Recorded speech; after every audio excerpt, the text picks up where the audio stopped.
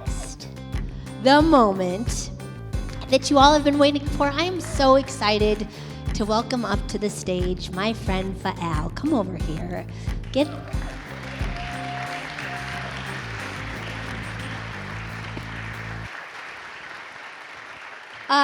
has been an honor to get to know this guy and also just see his community involvement for years and years and years, and also hear how people are connected to you. So I'm going to give you the microphone, and I can't wait for you to share the glimmer of hope that you've had and share it with us. Appreciate it. Let me try not to hold this like a rapper. Hold on. Can I use this little thingy right here? I'm going to need that. Get my little notes together. Boom. All right. Thank you. Good morning, everybody. How you doing? You know, I'm really excited to be the first person this year to do Creative Mornings. I just started filming and filling in for people who couldn't make it, and I'm pretty excited to be the one to set off the 2026 season. Koorsoo, that was a word I never heard before, you know, and when Brandy and I were talking about me coming up here and doing this, I was like, what does this word mean? So I was like, I got to do some research. So I went and I asked Deviante. Deviante is what I named my chat GTP. I asked Google, and it didn't really come up with much. You know, it was like, it's a Farsi word. So I was kind of freaking out. I was doing all this research, and then I hit Brandy up. I was like, I can't really find much on this. And she was like, listen, don't overthink it. The word is the word. This is what it means, and talk to people about what it means to you. So I said, all right, let me give this a shot. So Koorsoo is a faint glimmer of hope. It's these radiant moments that remind us that the light is always finding its way in. And I got to start off by giving a shout out to CB and this church. Like she said, CB has been through so many different iterations of Beacon. He was doing live streaming from my gallery during pandemic. And, you know, like so many other people, CB's Koorsoo has been his faith in God. And watching him follow that light that leads him and his congregation here over the years is just like super inspiring. So I had to give a shout out to him. He's on that wall back there if you haven't seen him. All right, let's see if my clicker works. Sweet, clicker works. As creatives, our Koorsoo, our beacon, our glimmer of light manifests in a lot of different ways. Is it going? Yeah, okay. Throughout our artistic journeys. And just like CB's did for his church, in my creative universe, this is my little Koorsoo right up there. It seems small and insignificant from here, but it was just bright enough for me to see it and follow it. When I first noticed it, I had no idea what it would lead me to or if I could even trust it. But when I look at it in retrospect and move closer to the light, I can see all the different creative destinations it's brought me to. These are all a bunch of little things that I've done over my creative years. But from afar, it's bright enough to make you look twice. It's bright enough to make you move, even when you don't know where it's taking you. And our Koorsoo can show up as a number of things.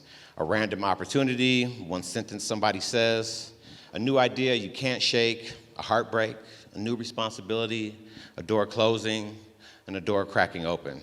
And sometimes it's not even a big spotlight. It's just a tiny signal that says, keep going. But, sorry. I was in a dark place when I had my Koorsoo, and so it was easy to notice. And I had to back it up to 1994 to an uncanny moment when I was able to see the light. Oop. Let's back that up. So I grew up poor, and I come from LA and Detroit, Ann Arbor. I never even graduated from high school. And it wasn't because I was a bad student or because the classwork was too difficult.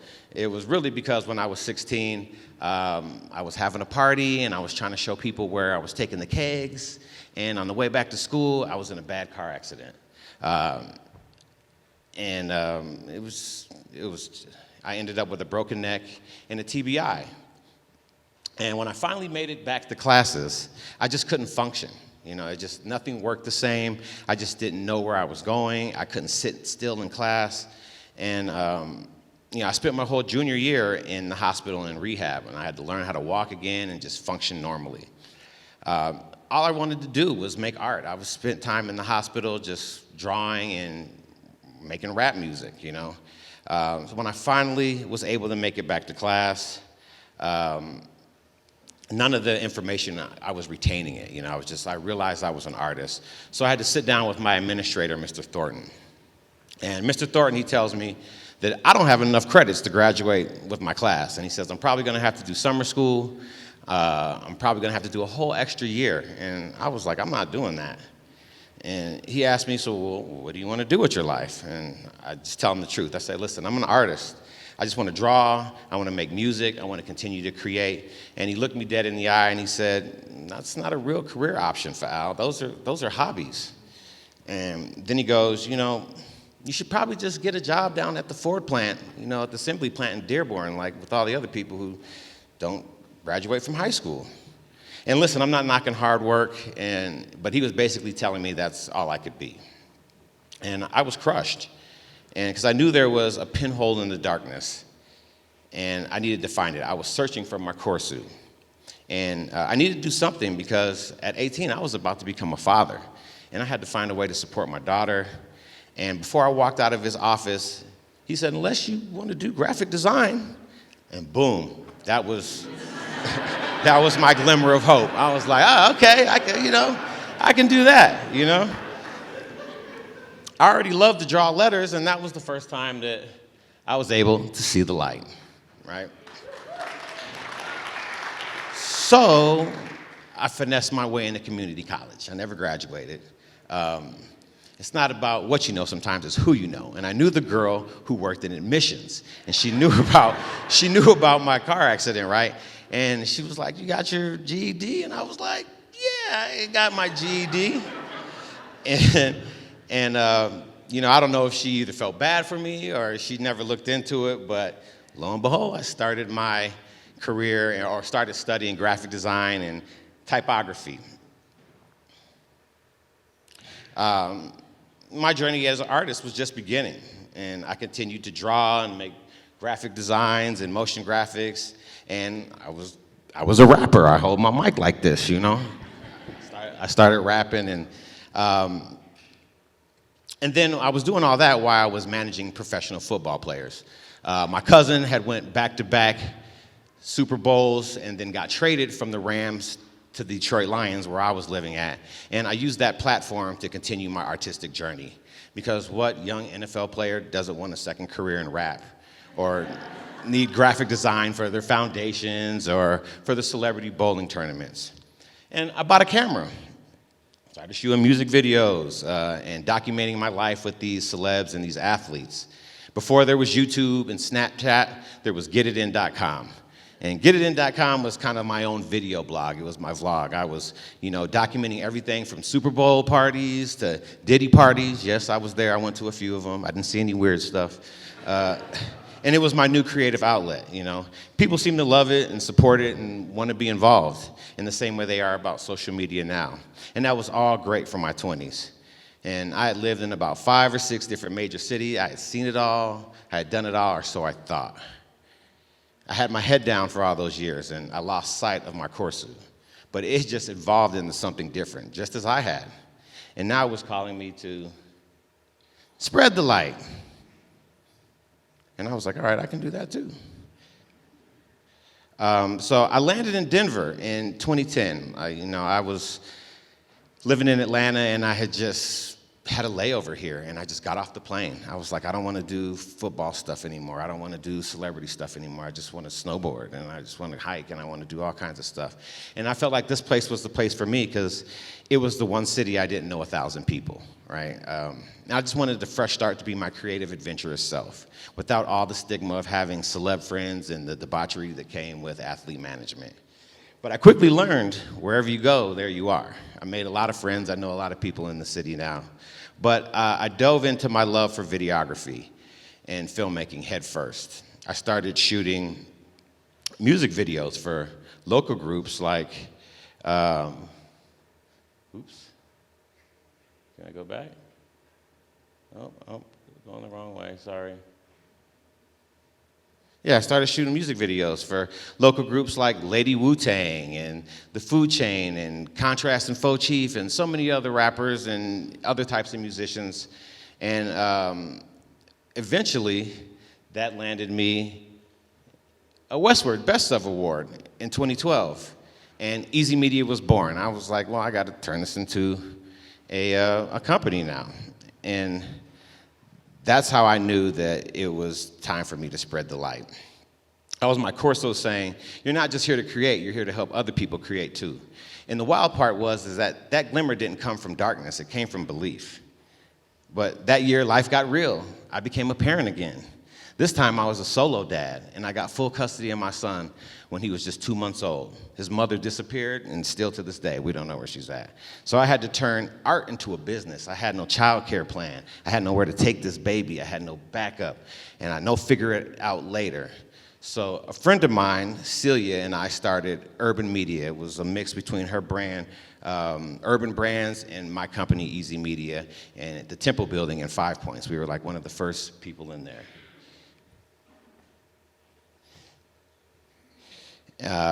It was a co-working space designed for entrepreneurs of color that are also parents. So instead of bringing your dog to the co-working space, you could bring your kid and nobody would get annoyed, right? So this is where I learned to turn my art into client-based work, right? And Easy Media started gaining the traction that it has today. And we worked with clients that understood something simple. If you want culture, don't hire people who study it, hire people who live it. And they could just come straight to the source. Because we were the innovators and the proprietors of precisely that. And it still kind of remains a no-brainer. One of those clients was Denver Arts and Venue. A graffiti writer friend of mine, Joel, and OG Denver writer, he hooked me up with them. And they hired me to shoot 2 documentaries about their graffiti abatement program, which put me kind of right back in my lane straight out of high school. I was able to be around the graph writers. I was able to keep creating. And this was really cool. And this was before Denver Walls. This was before the Rhino Art District, when it was just artists being artists in an area where nobody seemed to care if we were getting busy on walls on the east side. There wasn't the politics and the monetization that you see today. And the project put me in a position to become friends with a lot of the Denver artists. I earned respect because they could tell I wasn't just there to like uplift them, or to use them. I was there to uplift them. And the Mural Fest took on a life of its own. I continued to document the evolution in all form, from my homeboy Thomas, Detour, from Dred's Crushed Walls to the Rhino Art District takeover, and to his latest iteration, Denver Walls, which I don't even know if that's still a thing. My relationship started to grow with artists. And so did my respect as someone who wasn't just like the weird camera guy who just shows up to make a name off their creations. Then it hit me. This is my opportunity to really be the Koorsoo for other people, other artists. And I started asking all my graffiti writer friends and street artist friends, if I opened a gallery, would you be down to make some new contemporary works? And they all said an emphatic yes. And before I knew it, I had 3 years of shows curated and lined up. So I grabbed my friend Jordan Campbell as operations manager and my homeboy Lorenzo Talcott as the curator and gallery manager. And Ela Gallery was born. But it didn't come easy.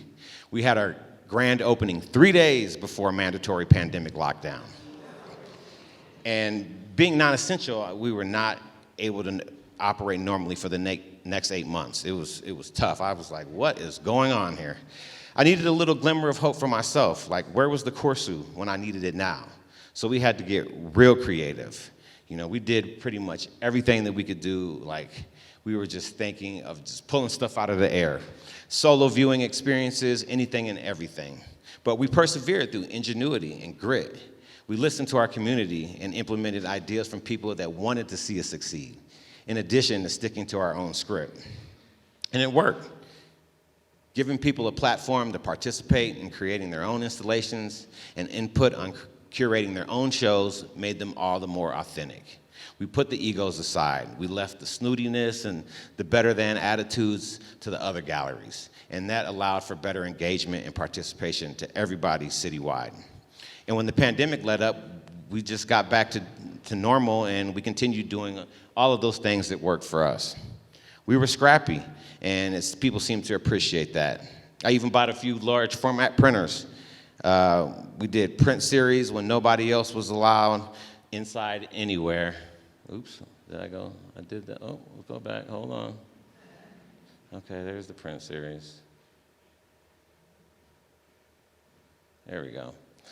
We did print series when no one else was allowed anywhere. And we tried to mitigate costs for artists. We were like, well, I'm just going to print your stuff up. You don't have to put any money up front. Let me print it.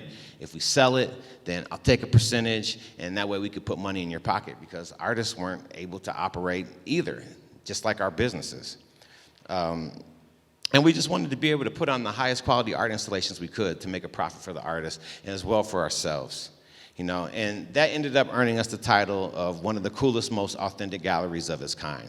And for those couple years where people were suffering through pandemic, we sold more art than anybody did in the city. We were slanging art left and right. But most importantly, we empowered a community of artists to see themselves beyond city walls in public installations, right? A lot of street artists and graffiti artists never really had an opportunity in other galleries to put up contemporary works, and that's what we wanted to be. They recognized their contemporary capabilities, and we were really able to spread the light. In April of 2024, I ended up closing the gallery after the 4-year lease was up. Kind of like Prismatic, things happened. I told people the rent was too high, the landlord was mad wild, I was losing money, and really it was all of that. Selling art is hard. But the real truth is I started to lose myself. I became the gallery guy. I became the print guy. And that's not who I wanted to be. And I had to ask myself, when do I stop spreading the light and remember how to be it? It was bittersweet closing the doors of Ela Gallery and Easy Media. This is the first time since 2012 I didn't have a brick and mortar or a studio space. Making sense of it to everybody, making sense of it to my kids, assuring them that everything was going to be okay. Learning to work from home or in coffee shops was also a huge adjustment. And just hearing the whispers amongst the community and people I know that were like, oh, Al fell off, that was pretty sobering. But this time, I was 100% sure that the Koorsoo would reveal itself to me, because I always lived by the stay down till you come up doctrine. And I had faith in God and my own abilities. And I know they couldn't see my plan or knew what it was. But on the flip side of that is I got back to creating art for art's sake. Being able to say yes to things that filled my creative soul and not just my pockets. So I decided the new move was to figure out how to use my own talents and narrative to inspire others, while also expanding my own creative experiences, like talking to all of you people. I'm not really a public speaker, but we're getting out of my comfort zone and doing it without compromising my art and looking for approval to make things that resonated with people or with other people and that could appreciate it in one way or another. So in short, I made a bunch of pivots, starting with my art gallery. I turned it into a nonprofit called the Art Futures Foundation. And I created this to continue the empowerment of artists, to teach them all the things that I learned during my tenure as a gallery owner and curator. I always heard that the game is to be sold and not to be told. And I wanted to turn that thinking on its head and arm everyone that I could with the knowledge that I had to learn the hard and the expensive way. No more gatekeeping. The mission was to restore and enhance art programming in underserved communities, schools, and institutions, and empower artists of all ages to turn their art into successful businesses, giving them that game of how to receive checks and how to do their taxes and all of the little things. A lot of times what I spent doing my gallery or in my gallery was teaching people how to price their artwork. Right? They didn't know, like, how much is this worth? And I'm like, no, you got to go up. You need more, not only because we got bills to pay, but also you need some money so you can continue to keep doing this. The vision is a world where artists thrive, a thriving component of all communities, where the artists are empowered with the knowledge and the tools to succeed in both creative and business endeavors. And I continued my own personal business by expanding it into a full creative agency called Caption. Building partnerships with other creatives who are journeymen and women in their respective lanes, building out full marketing and creative campaigns with and for people who are creatives themselves, either through consulting or from the ground up. And as my day job, I recognized my strengths in video and production, and I didn't want to stray from that. And I'm still building Caption out, and I'm just looking for other amazing brains to complete the ecosystem.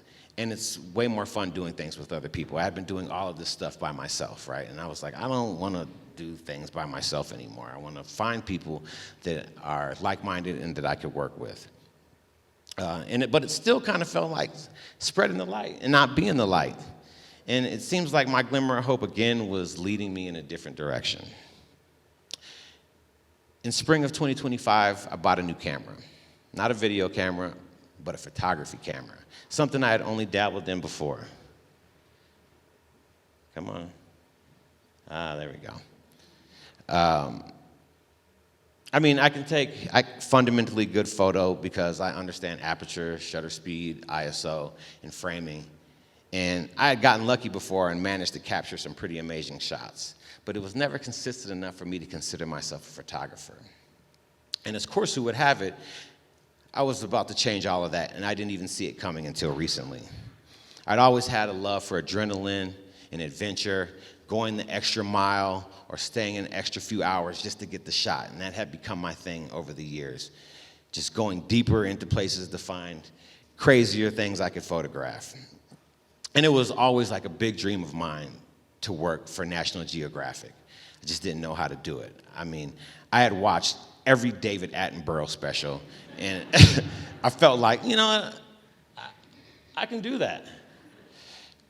I'm a drone pilot, I'm a rescue diver, I'm an underwater cinematographer, I'm an above water cinematographer, I'm a self-proclaimed marine biologist. I can name 300 different critters in the ocean by their scientific names, right?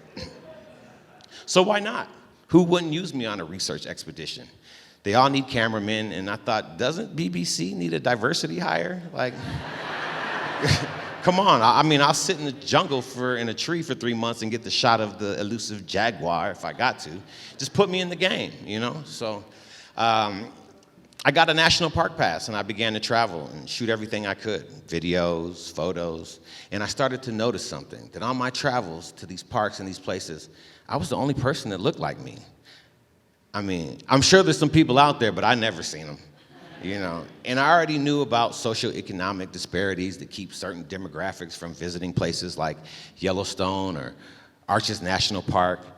And I realized that a lot of marginalized communities don't have time to dream about nature. They got life to survive. But I felt like, if I'm seeing this beauty, I gotta bring it back somehow. It's my duty to inspire and enlighten that community at the same time. So in October of 2025, a friend of mine, Vince, sent me an RFP for Denver Arts and Venues. And they're looking for public art installations for later this year. And he sent it to me. There was 4 hours left for me to get this done. Thanks, Vince. And I thought, let me put something together real quick. One thing I know how to do is put on an art installation and curate a show. What do I got to lose? So I hit submit on this 20 minutes before the midnight deadline. And National Negro Graphic was born. About 35 days later, I got the confirmation that I was a grant recipient. I was like, sweet. And I was really excited because at that point, I had already decided I was going to do this one way or another. I was going to put my own money up. But this was just confirmation that my Koorsoo was guiding me in the right direction. And now I get to do it on somebody else's dime, right? National Negro Graphic is a photographic and cultural storytelling experience designed to place Black presence, beauty, and belonging at the center of public cultural spaces. Launching as a gallery exhibition, National Negro Graphic invites viewers on a journey through America's great outdoors, from iconic national parks, underwater worlds, all through the lens of Black exploration and identity. The exhibition is going to open sometime in August. I was supposed to do it at the Civic Center and at the McNichols building, but they're doing construction on both of those this year. So I'm working with the city to figure out new places to do it. So we're going to be working on that. I wish I could tell you guys exactly where I'm going to do it, but we'll figure that out. And I hope that attendees will experience a vivid range of large-scale photographs and installations, each paired with a narrative context to highlight historical and personal connections to these landscapes. And beyond the imagery itself, the show features an interactive programming and merchandise component that will create an immersive storytelling. I'm gonna have the t-shirts with the logo on it so you can wear your National Negro Graphic stuff. You know, I'm gonna try to do all that. Nowadays, I feel a lot like I did when I walked into that office with Mr. Thornton, my administrator, not knowing what my future holds. Not career-wise, I love my job, I love what I do, but creatively. So I'm just gonna follow the Koorsoo like I always have. And who knows, maybe National Geographic will finally give me a chance. Thanks everybody for listening and holding space to my story.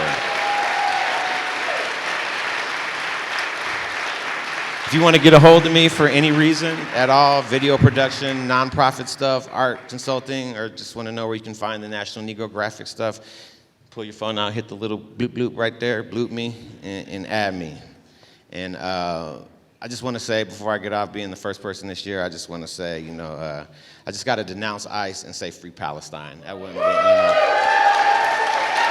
Much love, Creative Mornings, Denver. Be safe, keep creating, and keep following the light. You are awesome, Al. I appreciate it. One of the things I loved about all of that was how, be the light, but spread the light. Also, just be still. And I loved how you were able to just figure out those things and then kind of also realize when, you know what, I actually don't have it in me to be a light right now. I need to spread the light. And I think it's when you spread the light, then you are the light, and light, yeah, all around. Sure. Let's give a big round of applause to Fat Al. Thank you, guys. Well, guys, we have 1 minute. It has been so awesome to spend this Friday with you, the last Friday of January already. Please feel free to hang out in the sanctuary. I think all the coffee's gone. Thank you, coffee guys. Thank you again. You guys crushed it. And then we'll see you February 27th at the Botanic Gardens. Just looking around in these pews and up in the overflow, I'm so grateful for this community that just continues to inspire me and just being the light. Yes. I didn't say this earlier because I was hesitating on it, but today's the 90th anniversary of this writing. Amen. That's what's up. Heck, to the 9 years. 9 years of sobriety. That is so awesome. Keep going. That is awesome. Does anyone have any questions or anything they'd like to share while we... Yes. Yeah, you asked earlier, why is pickleball called pickleball? Oh, yeah. It was invented in Bainbridge Island, Seattle, and it was a couple, and it was their dog that was named Pickle. Really? For real? Wow, that really took off.